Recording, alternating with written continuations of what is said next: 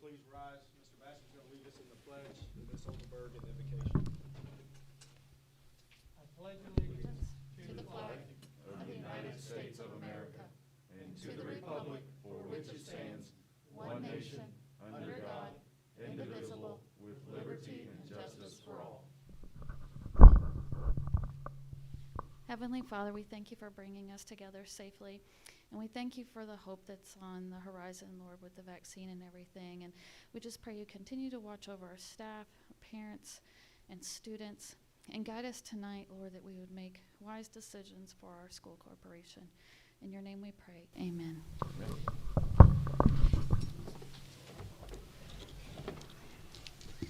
All right, if we have roll call for record.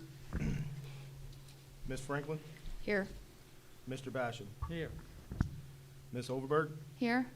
Mr. Groen, Here. and I am present. We have quorum. Dr. Brillhart, if you want to. Should we turn these off? No, you should. Okay.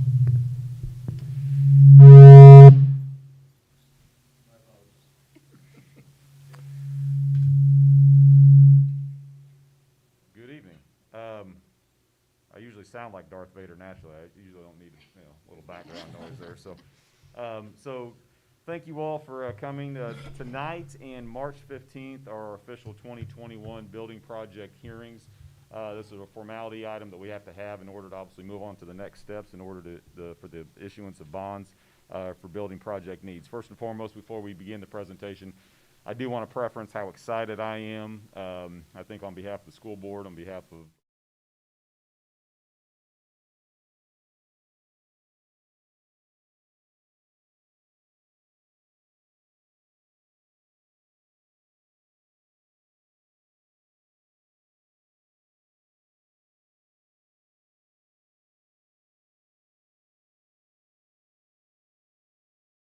from A to Z. It's a snapshot. We could be here till midnight talking about all those details, and I don't think we want to. So without any further ado, what's going to happen? Myself and then distinguished gentlemen to my right we will divide and conquer and present different factions of the presentation.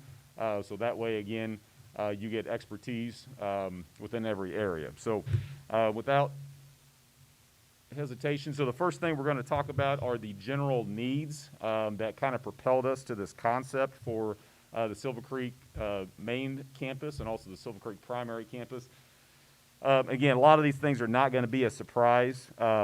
Safety, first and foremost, always at the top end of everything that we do on a daily basis.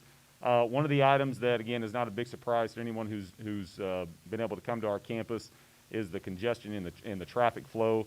It is dramatically improved currently this year because of what we've been able to do both at the primary and also at the main campus here at Silver Creek. But needless to say, with expected growth, which I'll get to here in a second, we want to make sure that issue is solved for the long term, not just this year. Okay, so again, that is a major concern for us because if you can't get people in and off your campus fluidly, then it has other repercussions that obviously impact other items. Infrastructure improvements and modernization, anything from lighting to sidewalks to, again, going back to traffic flow congestions, items that we did not get to touch with the previous 2019 projects related to HVAC. Again, stuff that, again, no one wants to technically fix or address, but it has to get touched eventually. So again, those are things, again, we want to try to modernize again for the next decade or so to make sure that, again, we address this purposely and we do it right. Some of the concepts being considered are what we call FEMA safe rooms. These are basically tornado shelters. We would like to pursue one possibly at the Silver Creek main campus and then also one at the Silver Creek primary campus. Again, this would encompass a bunker, if you will, made of concrete that would be incorporated with a building project, whether it be a classroom or whatnot. But again, that would be a safe haven for students both on this campus and then also at the Silver Creek primary campus to seek shelter in a structure that obviously meets FEMA regulations. Let's talk about space. No big surprise, especially the building that we're currently in right now, Silver Creek High School, has the most space congestion when it comes from student to student. Currently, right now, if you look at our current enrollments per the square footage that we insure, okay, which this does include gymnasiums, hallways, classrooms, so on and so forth. Currently, right now, Silver Creek High School is sitting at 188 square feet per student. Silver Creek Middle School is at 147 square feet per student. Silver Creek Elementary is at 122 per student, and Silver Creek Primary is at 152 per student. If you look at local averages, just focusing on high schools per se, it's hard to get data from K to 12, but if you look at just high schools, local high schools within the region that are contiguous to Silver Creek average about 225 to all the way up to almost 385 per student. So state average for high school square footage is about, on average, about 300 per student. Okay, so as you can see, we are sitting well below that at 188 square feet. And one preference that I had, in short, if you think about it, it's no different than having 10 people at your house for Thanksgiving versus 100 people at your house for Thanksgiving. The more individuals you have per square foot, you're going to have more wear and tear on your building. It's a simple fact. So in order for maintenance purposes, again, you want to try to get to about that 300 square foot per building, which maximizes your space, decreases your maintenance costs, and your wear and tear costs. Remodeling and renovations, again, these are all generalities: flooring, windows, wall coverings, lighting. Some other needs: site improvement, especially here at the Silver Creek main campus. Again, I preference functionality, again, with traffic flow, and basically trying to utilize not only every foot of this campus, but every square inch of this campus to make sure that, again, we utilize the 40-some acres that we currently have right now to the best of our ability, not only today, but also for the long term.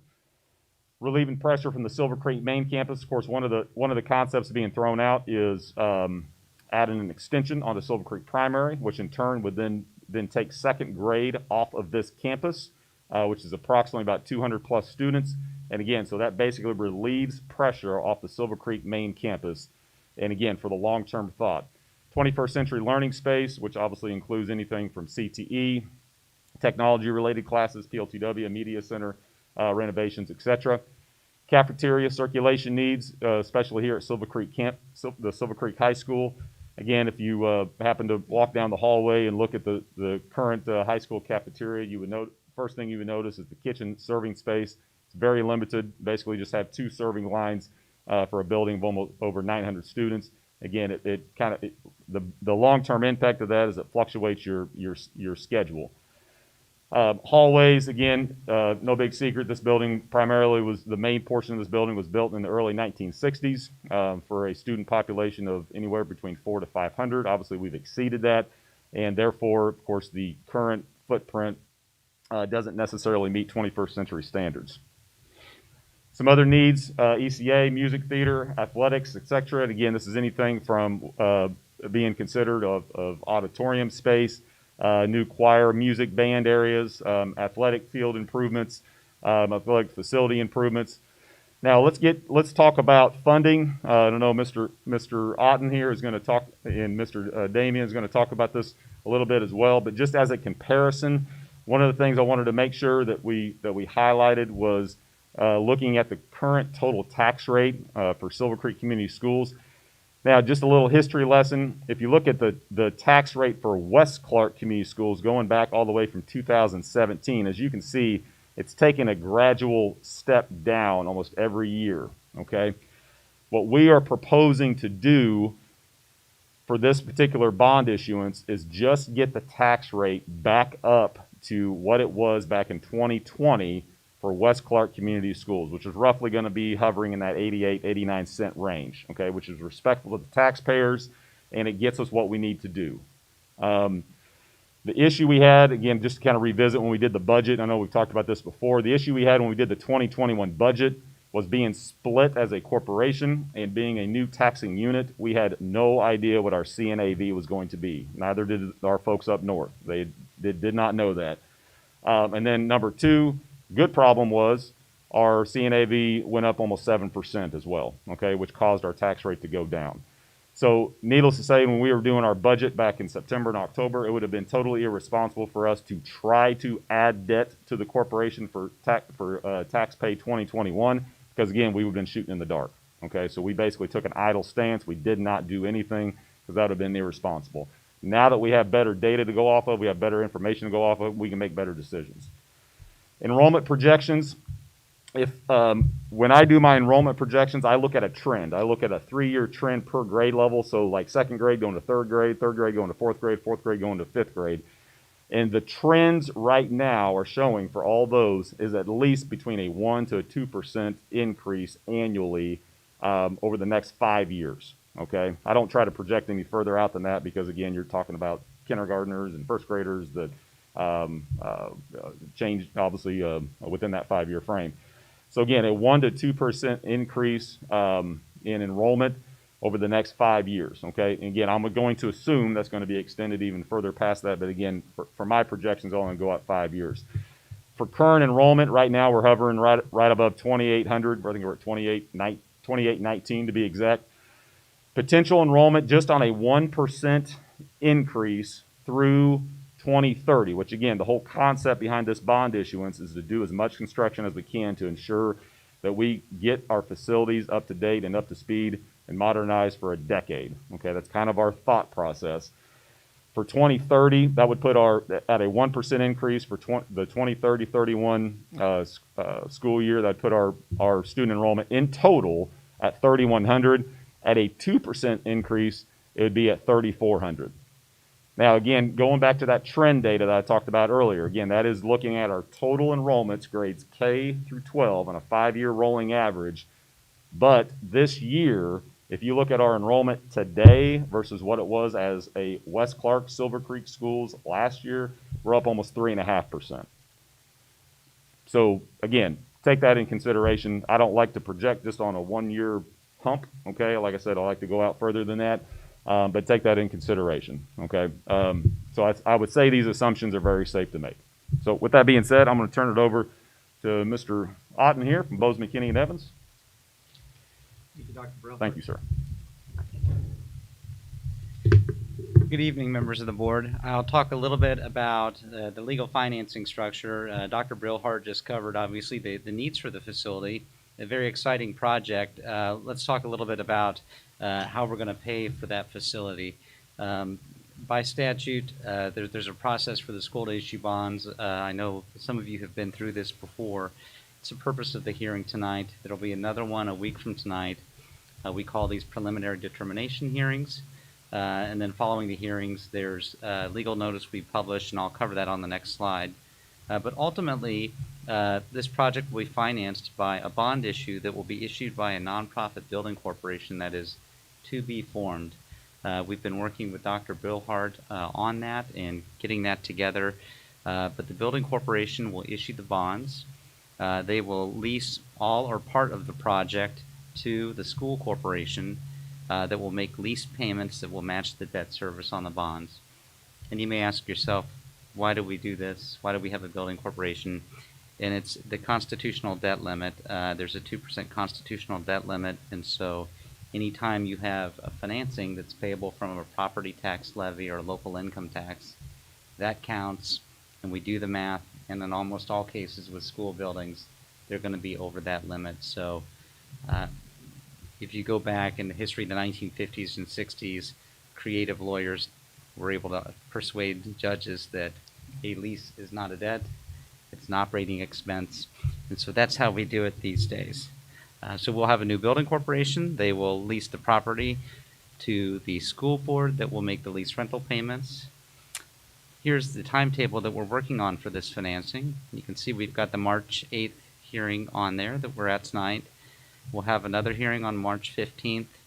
We'll have a resolution for the board that's called a preliminary determination resolution and also 1028 resolution. That resolution contains information on not to exceed amount for the bonds, maximum rental, term of the bonds, many of the things that Damien will be covering shortly. We'll then also have another hearing on April 19th. There's a public hearing on the lease, and at that point in time we plan to have the lease signed because we'll have the building corporation board meet. We'll then advertise notice of the execution of the lease, April 24th. And then in mid-May, we'll have approval of the financing documents by the school board and the building corp, with a plan to go to the rating agencies in mid to late May and to closing sometime in June.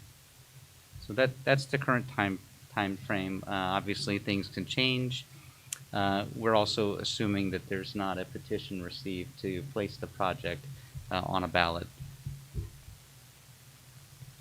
Okay, let's talk about how this works after we issue the bonds.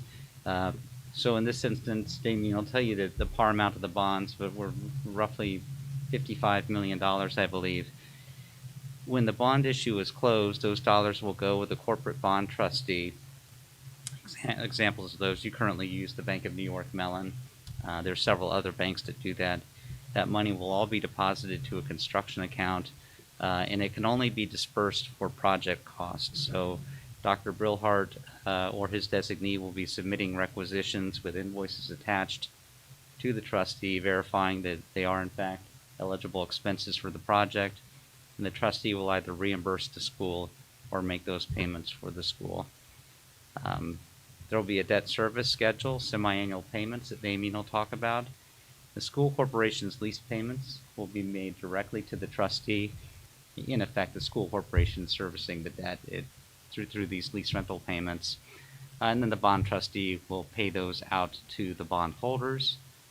And when the bonds are retired, under the terms of the documents, all the property will come back to the school corporation. There's a trust indenture with a mortgage we have on it. A couple statutes. I always like to kind of mention statutes when I do these presentations. These will be tax-exempt bonds. So if you happen to own one, you won't have to pay interest on it for federal income tax purposes or state income tax purposes. And I've got up here kind of the code sections under the federal tax code that we deal with. Not really too big of an issue with school corporations because in almost all cases the property is being publicly used and there's public payments going on. But when we do economic development projects, it can get a little more tricky in trying to opine that the bonds themselves are not taxable. 2047-3 and 6-1.1-20 are the statutes that kind of dictate our procedures to do the lease and issue the bonds, and those also set out the hearing requirements that we have. And then we've got the 1028 hearing statute because this project's more than $1 million. And there's some other provisions as well, namely on procurement and other matters that apply. Oh, and I'm wrapped myself up. Are there any questions? Okay. Dr. Brillhart, is it now time to turn it over to Damien? Okay.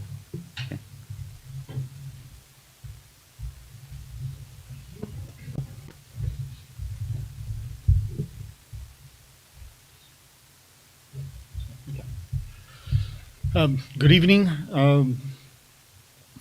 I am going to talk, oh boy, look at the budget for the project and also discuss the financing and the structure. And I want everyone to keep in mind we're going to take the same approach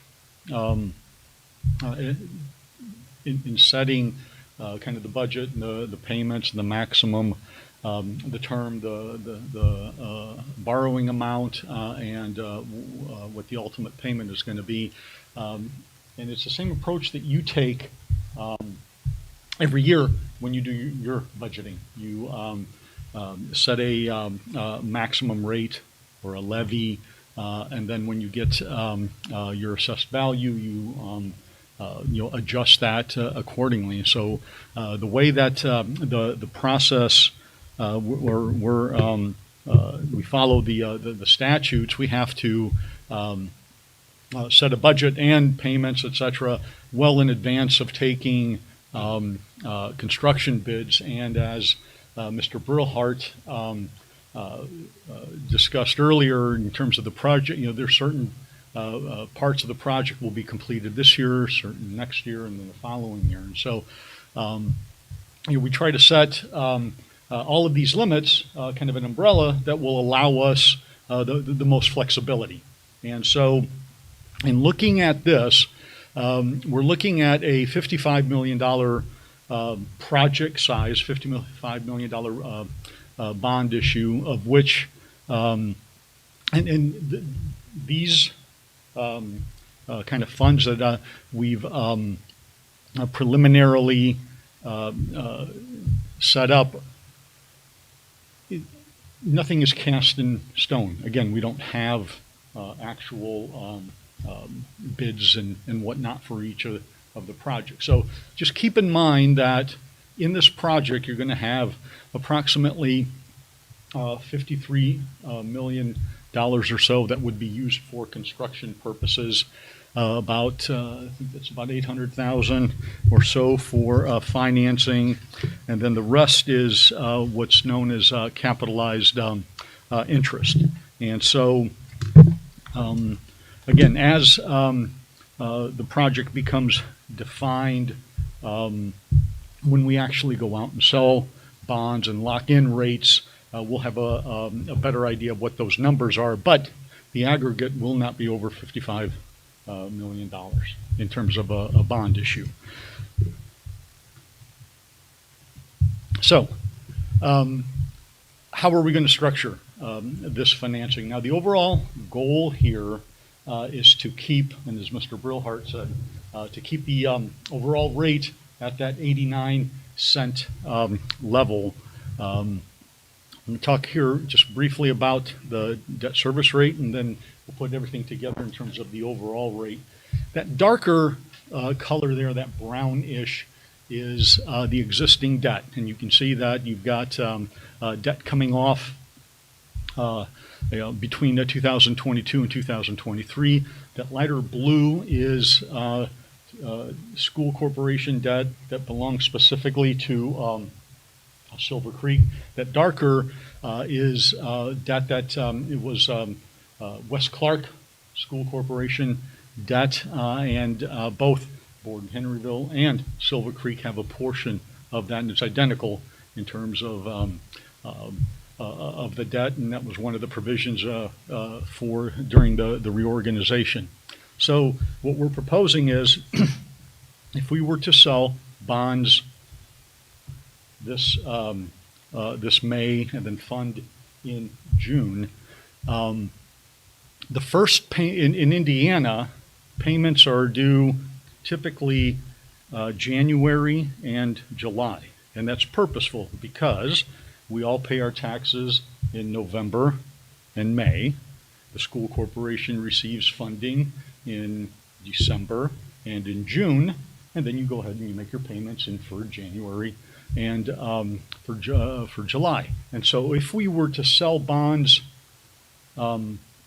this June or May-June, the first payment would be a July or a January of 2022, which means you would have had to budget to collect this December. You would have had to put it into your budget last year.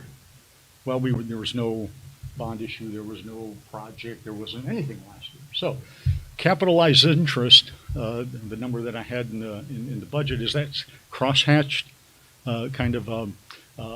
and so what we do is we would take money aside, put it with a trustee bank, then the trustee will make that payment for the school corporation. And then this year, you would levy to start making payments in 2022. And you can see that the payments are kind of smaller, and then they kind of increase and go out to $6,180,000 as the maximum payment. Now that's purposeful as well, because the overall, let me go back to here. So the board does not want to increase the overall rate, and we're going to be looking at that 88, 89 cents. And Mr. Brillhart mentioned that the previous rate, at least that the overall rate, decreased by about 10 cents, and the debt service rate actually decreased from about 47 cents to about 37 cents for all of the reasons that he mentioned. This project would just take the rate back up to the 47 cents. That's where we were last year, and keep it at that for a few years. Because just kind of, we're looking at, again, creating a maximum. We want to stay, the rate cannot go over, the debt service rate over 47 cents.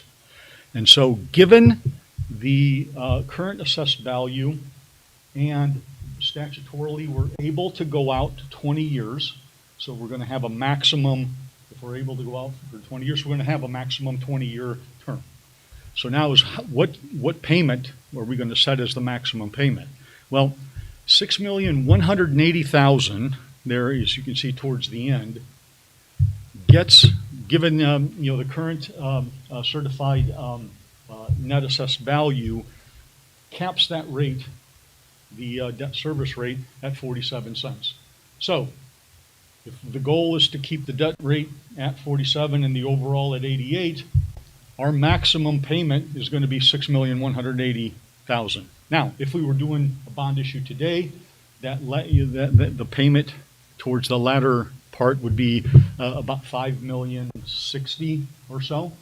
But again, because we have to set maximum, so if the maximum impact that we want is 47 cents, that's the $6,180,000. That's going to be our max payment. The max term is going to be 20 years because that's what statutorily we can go out. And so when we put everything together, then by everything, when we include the operation fund, so now you see the existing debt or the legacy debt is the darker, the blue is the Silver Creek, the 19 bond issue. Tan is going to be this current issue, and then when we add the operation fund, we stay under the max corp rate, as Mr. Brilhart pointed out, was 89.82, and we're going to be just slightly under that.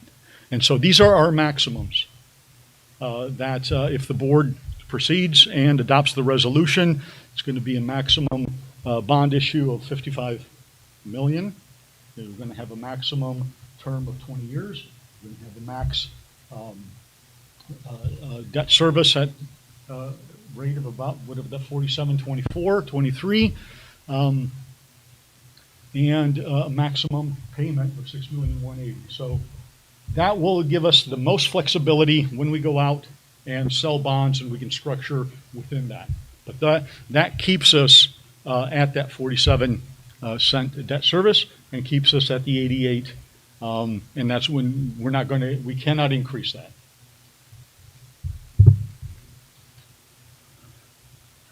And I think that, do I give it to Mr. Colbert? Unless there are any questions, I'm sorry.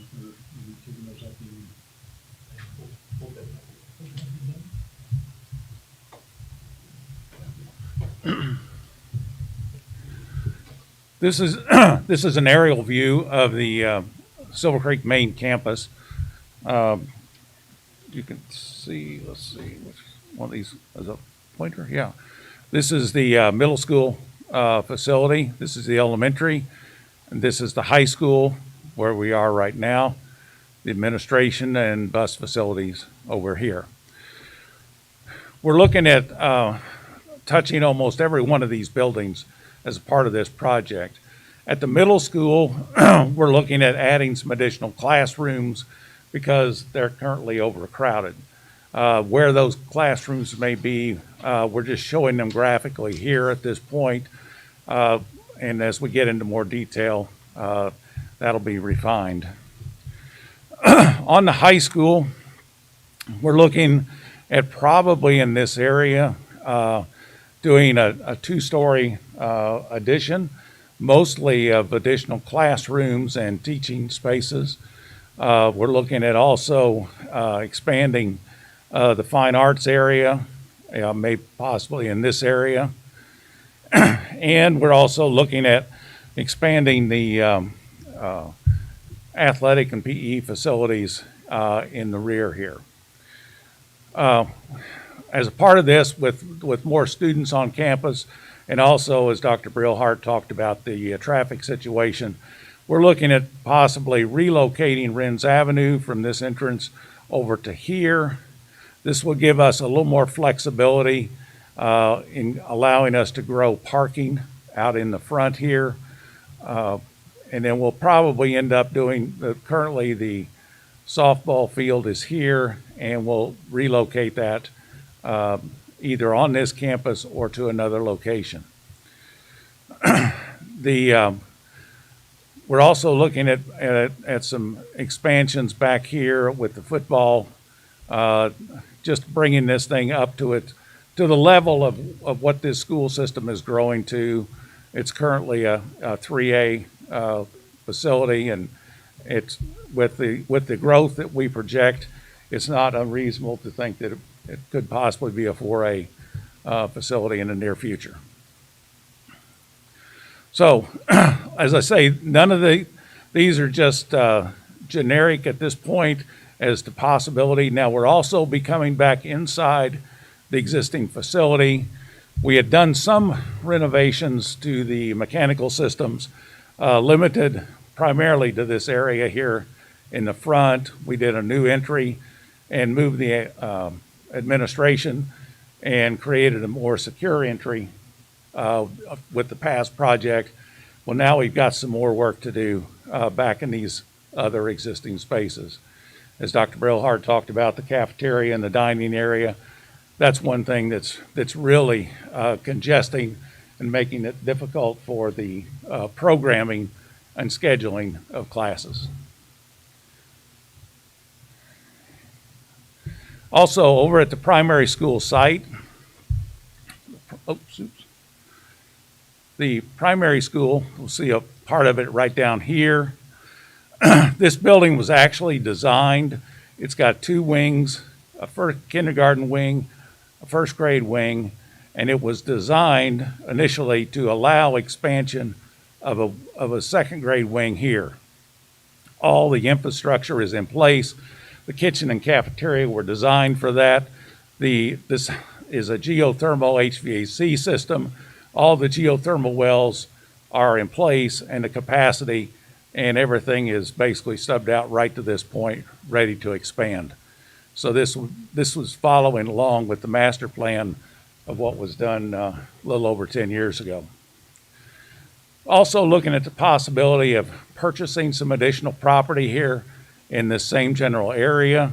At some point, we're considering looking at relocating the bus storage and maintenance to free up more space on the main Silver Creek campus.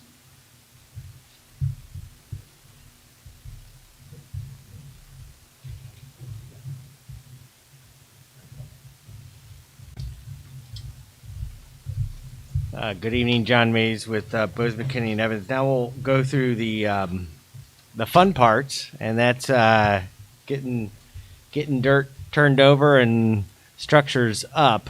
As Hal pointed to, we've got some conceptual designs here, more of what we call programming. In the next phase, once we have that, is to select the design team. So first, an architect will be selected. The board's going through that process now. The architect will be working with council on preparing requests for proposals. And then once those are prepared, those will get released. And then CMCs or construction manager as constructors will be presenting their proposals. And those responses will be scored. There'll be interviews conducted, evaluations done. The CMC will be selected, and that should be in the May to June time period. It could always be sped up, but roughly thereabouts. And so that'll be the design team, the architect for the CMC projects and CMC. So that team then works with stakeholders and the administration to take those concepts, the programming, and put more meat on the bones of those ideas to fill those out. So there'll be draft plans, renderings. There'll be a review of those, modifications, tweaks. The more tweaks you do, the greater tweaks you do. the more complex the design, the more that's going to drive your design time. And so that design team will determine how much time is needed for that. It could be 6-8 months for really, really big, complex projects. It could be a couple months for small projects, and some of that's also the timeline for and the demand for the architect and CMC and their availability during that time period. So that's going to be the design process. Once those are finalized, those will that'll be reduced into what's called construction documents, or CDs. So that's going to be the detailed drawings that'll enable construction teams to actually do the work. And those are the documents that they'll bid on. There'll be bid packages, multiple big packages that go out. So it'll have the design documents or construction documents paired with the request for bids that has legal obligations, and those bid packages will involve an array of site work, structural, roofing, everything that's going to be included. And so some of those bid packages you may see go out earlier. We may be able to do some of that work. And so it segues into the last slide here, talking about commencement of construction. Again, the site work we may be putting out for bid earlier. We may be seeing that late summer, fall. Some of it may also be weather permitting. But then the other pieces may come later when you're getting into more of your detail interior work. For full construction of all aspects of this, you're probably looking at later 2021, early 2022 for everything to be going. That's if approved here in May and on the timeline that Dennis had outlined earlier. So that gives you a kind of a 30,000-foot view of what lies ahead for everyone.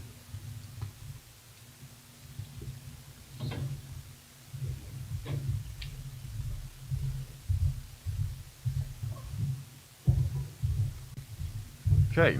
At this point, I would entertain questions from the school board on anything that was presented this evening, just for clarity needs. No questions. Okay. Appreciate everybody's time. Thank you. And again, before we open it up for the official hearing, for comments from the public, I do want to commend the board for not only addressing and staying focused on, again, student first items, but also being respectful for local taxpayers as well. So I commend you all for doing that. Needless to say, we hope this project is a success, not only for our students, but also our community. So this is a hearing, so if any members of the community wish to ask questions or whatnot, again, this is not necessarily a Q&A. It is a hearing, but if you want to give comment, that is permissible. You just have to sign up with your name and address, and you have a 3-minute time limit for your comments. So without any further ado, we will open up the comment section of the hearing.